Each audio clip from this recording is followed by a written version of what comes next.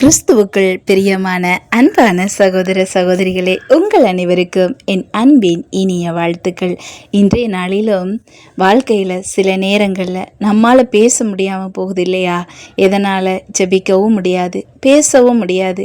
ஆனால் வாய்கள் மாத்திரம் எப்போதும் சிரித்து கொண்டிருக்கும். ஆனால் கண்களில் எந்நேரமும் கண்ணீர் மட்டுமே.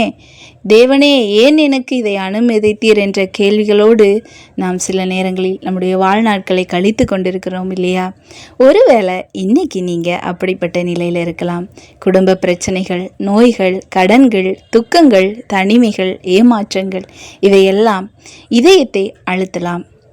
எல்லோரிடமும் சிரித்து பேசினாலும் உங்கள் உள்ளத்தில் எவ்வளவு வலி இருக்கிறது என்பதை தேவன் அறிந்திருக்கிறார். அதனால தான் ரோமர் 8வது அதிகாரம் 26வது வசனத்தில் ஆவியானவரே சொல்ல முடியாத பெருமூச்சுகளோடு நமக்காக வேண்டுதல் செய்கிறாரு என்று எழுதப்பட்டிருக்கு இல்லையா?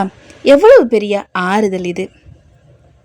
உலகத்தில் எல்லாரும் நம்மளை மறந்து போகலாம், ஆனால் பரிசுத்த ஆவியானவர் நம்மளை எப்போவுமே மறக்க மாட்டாங்க. நீங்கள் பேச முடியாதபடி, தொண்டைகளில் வார்த்தைகள் வர முடியாதபடி, நாவுகள் பிறப்பிக்க முடியாத சொற்களும் ஆவியானவர் அறிந்திருக்கின்றார். உள்ளத்தில் அதிகமான வலி, அதிகமான வேதனை, அதிகமான கண்ணீர்கள், இவை எல்லாவற்றையும் தாண்டி நம்முடைய தொண்டையிலிருந்து வார்த்தை வராது. அடைக்கப்பட்ட தொண்டைகளாகவும் அடைக்கப்பட்ட வாய்களாகவும் இருக்கும். நீங்கள் அழும் நேரத்தில் ஆண்டவராகிய தேவன் உங்களை கவனித்து பார்ப்பதற்காக ஆவியானவரின் துணையை உங்களுக்கு எப்போதும் கொடுத்திருக்கின்றார். உங்கள் கண்ணீரை ஆவியானவர் தேவன் பாதத்தில் கொண்டு போய் சேர்க்குறாங்க. சில நேரங்களில் நாம் தேவனே, ஏன் என் ஜெபத்தை நீர் கேட்கவில்லை என்று நினைக்கின்றோம். ஆனால் நினைவில் கொள்ளுங்கள், உங்கள் ஜெபத்தை விட உங்களுக்காக பரிந்து பேசும் பரிசுத்த ஆவியானவரின் வேண்டுதல் வல்லமை உள்ளது என்று. சோர்ந்து போகாதிருங்க. கண்ணீர் வீணாகாது, உங்கள் காத்திருப்பு வீணாகாது, உங்கள் வழி நிரந்தரமானதில்லை. தேவன் அமைதியாக இருந்தாலும் அவர் செயல்பட்டு கொண்டே இருக்கின்றார்.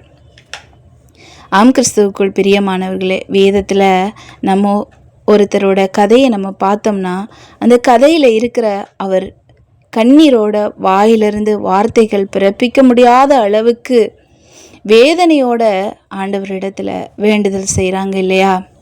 அவங்க தான் வேற யாரும் இல்லை.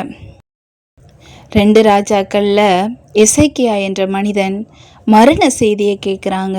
அப்போ சுவரை நோக்கி அழுறாரு. அதிக வார்த்தைகள் இல்லை, ஆனால் தேவன் அவரது கண்ணீரை காண்கின்றார். அதனால் அவருக்கு ஆயுளில் 15 ஆண்டுகளை சேர்த்து கொடுக்கின்றார். கண்ணீரின் ஜெபத்தை கண்டிப்பாக தேவன் கேட்கின்றார்.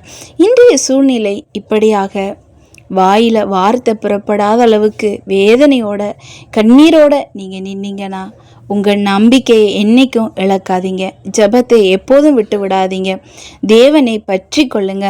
உங்கள் வாழ்க்கையில் இருள் முடிவுக்கு வரும். தேவன் உங்களுக்காக ஒரு புதிய விடியலை ஆயத்தப்படுத்தி இருக்கின்றார். நமக்காக பரிந்து பேசும் பரிசுத்த ஆவியானவர் என்றும் நம்மோடு இருக்கின்றார் என்ற விசுவாசத்தோடு இருங்க.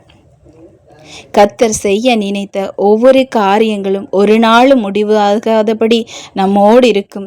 அன்பானவர்களே, இன்று உங்கள் இதயத்தில் சொல்ல முடியாத பாரம் இருக்கின்றதா?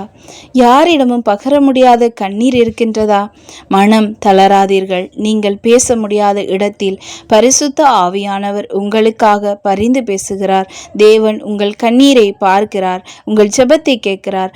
ஆகவே நம்பிக்கையை விடாதிருங்க. கர்த்தரை பற்றி கொள்ளுங்க. அவர் உங்களை ஒருபோதும் கைவிட மாட்டார். ஆகவே உங்கள் விசுவாசத்தோட உங்கள் ஓட்டத்தை ஓடுங்க. ஜெபிக்கலாமா? அன்பின் தேவனே, இந்த நாளுக்காக உமக்கு நன்றி. இந்த நாளிலும் கர்த்தர் ஆண்டவரே நடத்துவீராக சுவாமி. பரிசுத்த ஆவியானவரே, எங்களுக்காக வேண்டுதல் செய்யுங்க ஆண்டவரே. எங்களால் பேச முடியாத ஒவ்வொரு நிமிடங்களிலும் நீர் எங்களுக்காக பரிந்து பேசி எங்களுக்கு ஒரு அற்புதத்தையும் அதிசயத்தையும் எங்கள் வாழ்வில் செய்யுங்க. ஒரு புதிய விடியலை எங்களுக்கு காண செய்யுங்க ஆண்டவரே. இயேசுவின் நாமத்தினாலே ஜெபிக்கிறோம் பிதாவே. ஆமேன், ஆமேன்.